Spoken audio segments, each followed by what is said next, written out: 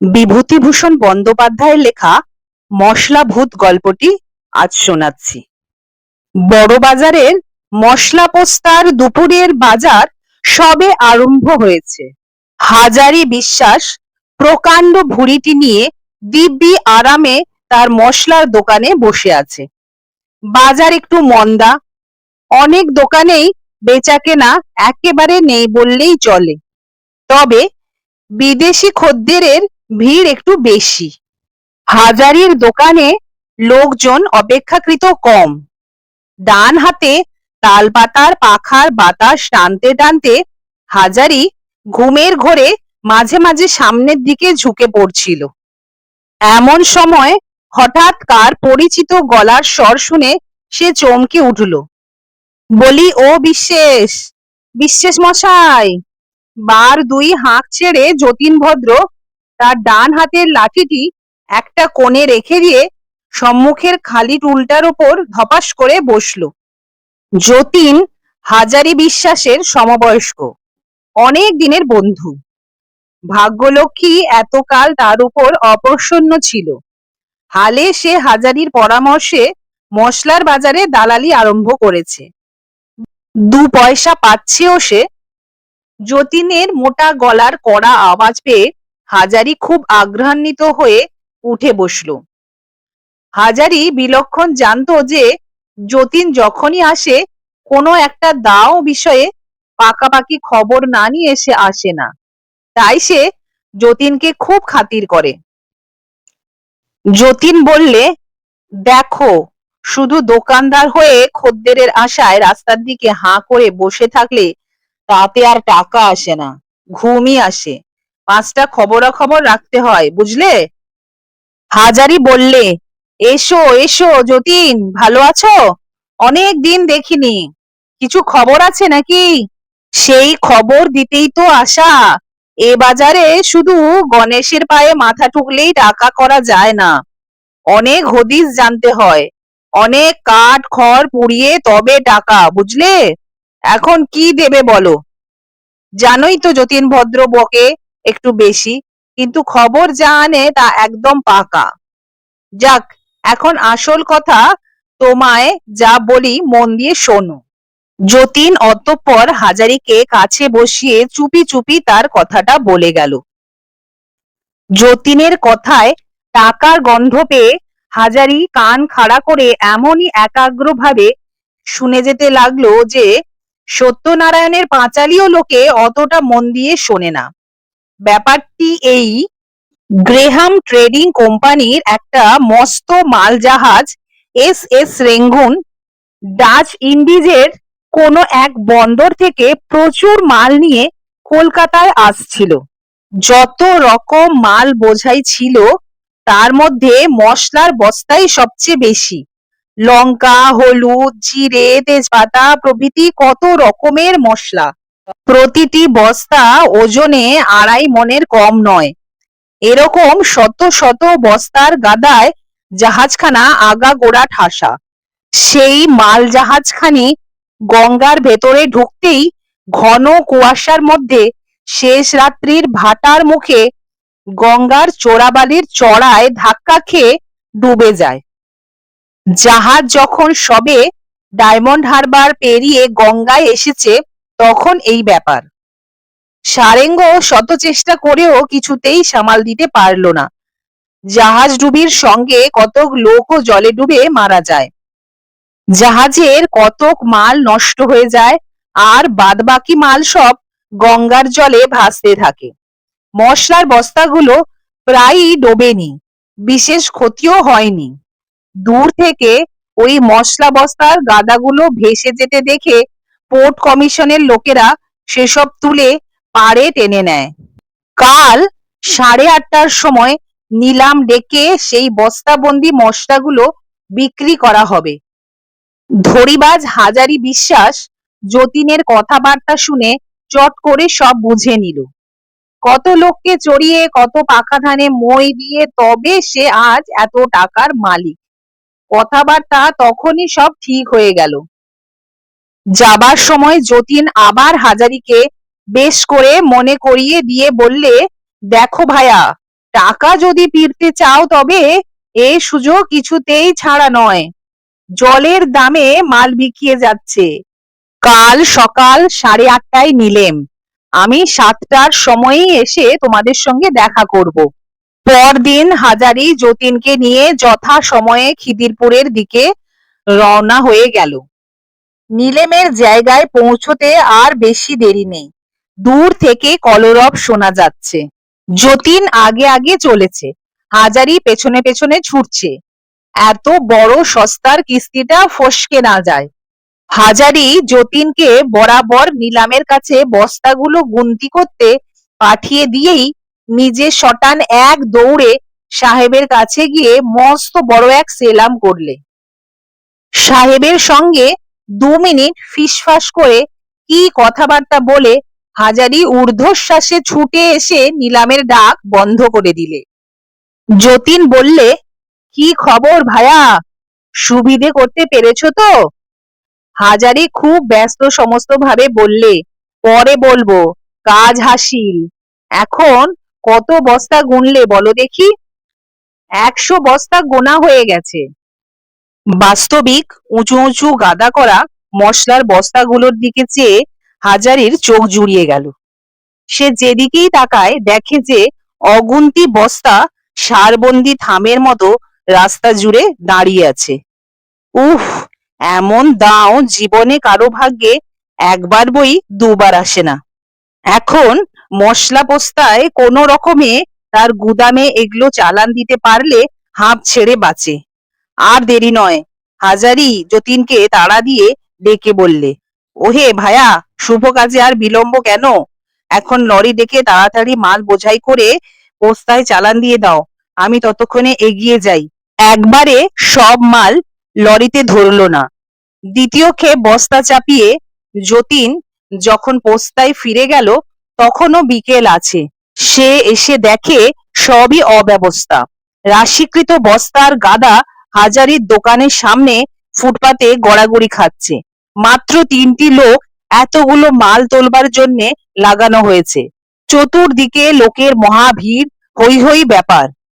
এদিকে পুলিশ তাড়া দিচ্ছে, জলদি মাল হাঁটাও। হাজারি কেবল চেঁচাচ্ছে, সে যেন কিছুই গোছগাছ করে উঠতে পারছে না। কাণ্ড কারখানা দেখে যতীন নিজেই কোমর বেঁধে লেগে গেল। প্রাণান্ত পরিশ্রমের পর সন্ধ্যার পূর্বে সব মাল তোলা হয়ে গেল। বস্তাগুলি পাশাপাশি সাজিয়ে দেখা গেল ঘরে আর কুলোয় না। তখন বস্তার উপর বস্তা চাপিয়ে দিয়ে কড়িকাঠ পর্যন্ত মাল ঠাসা হলো।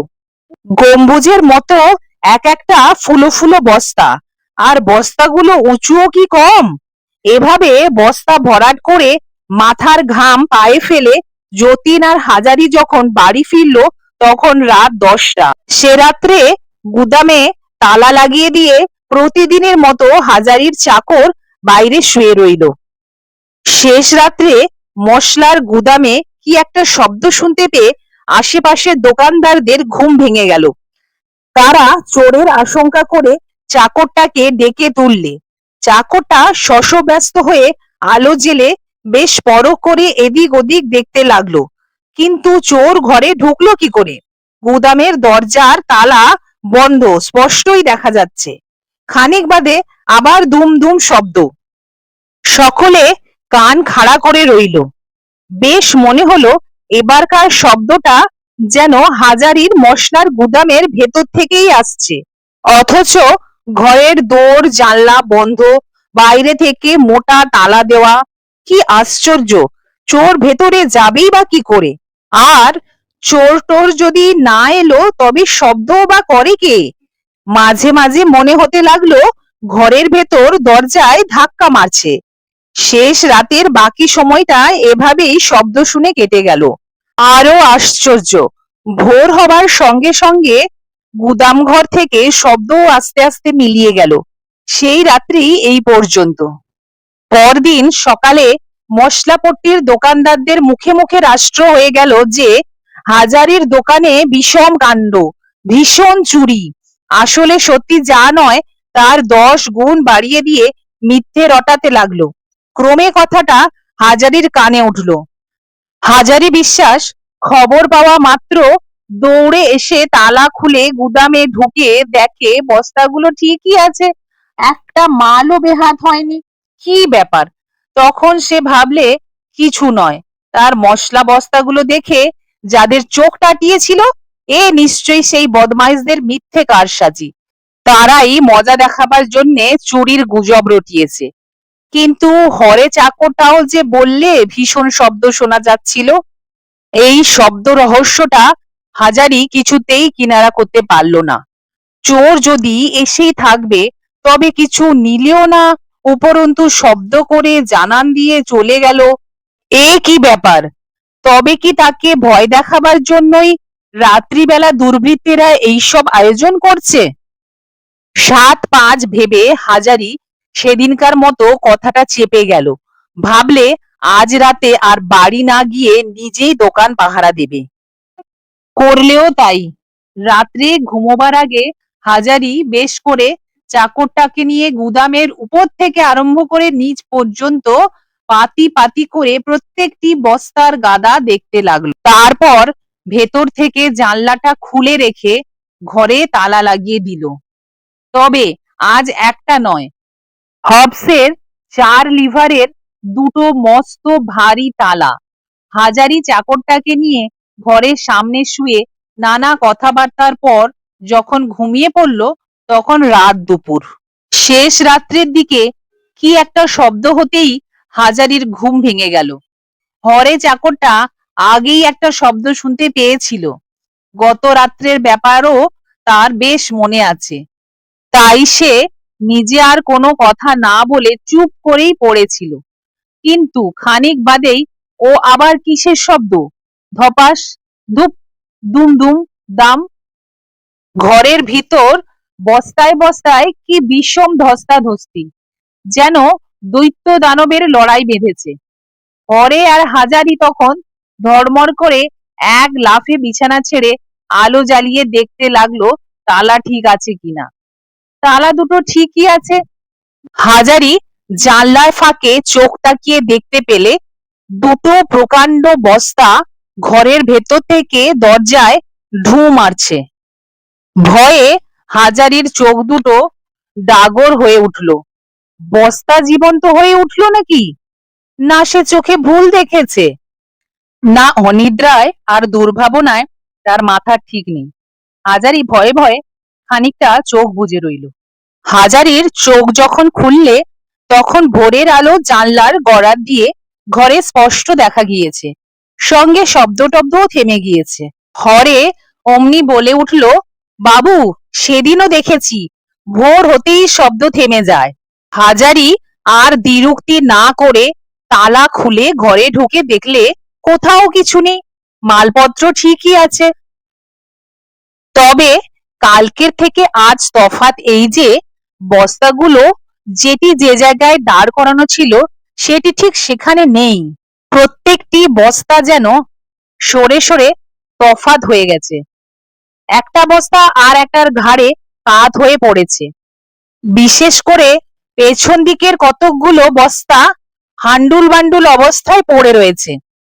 হাজারি মহা ভাবনায় পড়ে গেল। চোরই যদি হয় তবে শব্দের সৃষ্টিপাত কেন? আর চোর ঢোকেই বা কোথা থেকে, আর বেরিয়েই বা যায় কেমন করে? অসম্ভব। তবে কি জাহাজডুবির লোকগুলো ডুবে ভূত হয়ে মশলা বস্তায় যে যার ঢুকে বসে আছে?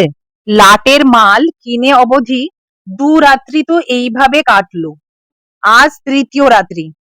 হাজারির রোগ অসম্ভব বেড়ে গেছে। আজ সে মরিয়া হয়ে 2জন লোক নিয়ে সারা রাত্রি গুদামের বাইরে জেগে বসে রইল। হাতের কাছে যাকেই সে পাবে কিছুতেই আজ আর তাকে আস্ত রাখবে না। তার এই অভীষ্ট সিদ্ধি করার জন্যে দিনে মানেই সে খুব ঘুমিয়ে নিয়েছে, পাছে রাত্রে ঘুমিয়ে পড়ে। ঢং ঢং ঢং ঢং, পাশের ঘরের ঘড়িতে 4টে বেজে গেল। হাজারির চোখের পাতা পড়ে না, সে ঠায় জেগে আছে। কোথাও কিছু নেই, কিন্তু হঠাৎ একই কাণ্ড! শত শত লোক একত্র খুব দম দিয়ে নিঃশ্বাস টেনে ছেড়ে দিলে যেমন একটা ঝড়ের মতো সাঁই সাঁই করে শব্দ হয়, অবিকল তেমনই একটা শব্দ শোনা গেল। হাজারি আলো জ্বালিয়ে দিয়েই এক লাফে দাঁড়িয়ে উঠল। দরজার দোরগোড়ায় যে দুটো লোক শুয়েছিল হাজারি চট করে তাদের জাগিয়ে দিয়ে বললে, তোরা শিগগির ঘরের পেছনটায় দৌড়ে গিয়ে দেখ দেখি চোরেরা সেখানে কোনো সিঁধ কেটেছে নাকি। তারপর হাজারি গুদামের তালা খুলে ফেললো। কিসের সিঁধ আর কোথায় বা চোর? বস্তাগুলো যে সব হাই ছেড়ে সারবন্দি হয়ে দাঁড়াতে লাগলো। হরে চাকরটা ভয়ের সুরে বললে, বাবু এদিকে চেয়ে দেখুন। হাজারি দু চোখ বিস্ফারিত করে চেয়ে বললে, হ্যাঁ বলে কি, আমার মশলার বস্তারা নাচছে? চাকর দুজন এ দৃশ্য দেখেই ভয়ে দে চম্পট। তখন এক অদ্ভুত কাণ্ড। বস্তাগুলো সব একটির পর একটি ঠক ঠক করে ঠিকরে রাস্তায় বেরিয়ে পড়ল। সৈন্ধব লবণের প্রকাণ্ড জাঁদরেল গোছের বস্তাটা তো সর্বাগ্রে বেরিয়ে পড়েই শটান গঙ্গার দিকে দে ছুট। অন্য বস্তাগুলো সব সারি দিয়ে ফুটপাতে দাঁড়িয়ে ঝিনিক ঝিনিক করে খানিকটা নেচে নিয়ে তারপর সামনে লাফিয়ে মার্চ করে স্ট্র্যান্ড রোড ট্রামের রাস্তা ছাড়িয়ে চলতে লাগলো। নিলামে কেনা বস্তাগুলো দলের অগ্রণী হয়ে চলেছে। পেছনে পেছনে চলছে সারবন্দি গুদামের অন্য অন্য বস্তা। এইভাবে হাজারির মশলার গুদাম উজাড় হয়ে গেল। শেষ রাত্রি, আকাশে ভাসা ভাসা মেঘ, গঙ্গার জলে মেটে জ্যোৎস্না। হাজারি বিশ্বাস একা দাঁড়িয়ে, সে ফ্যাল ফ্যাল করে চেয়ে দেখছে। লোক ডেকে চেঁচিয়ে উঠবে সে শক্তিও তার লুপ্ত। সারবন্দি মশলার বস্তাগুলো গঙ্গার জলে দিল ডুব। এইভাবে পর পর সমস্ত বস্তা একে একে গঙ্গার জলে ঝাঁপিয়ে পড়তে লাগলো। এবারেও আগে ডুবলো নিলামের বস্তাগুলো, তারপর গুদামের অন্য অন্য বস্তা। এক রাত্রির মধ্যে হাজারি বিলক্ষণ নিঃস্ব হয়ে গেল। এই ঘটনা শোনার পর হাজারির প্রতিবেশী দোকানদারেরা সকলেই বিজ্ঞের মতো ঘাড় নেড়ে এক বাক্যে বললে, হুম, আমরা অনেক আগেই জানতুম ভরা অমাবস্যায় জাহাজ ডুবি, আর সেই লাটের মাল কিনলে কিপ্টে হাজারি বিশ্বাস। ভাগ্যিস বুদ্ধি করে আমরা ঘেঁষিনি, এ মাল কিনলে আমাদেরও কি রক্ষা থাকতো।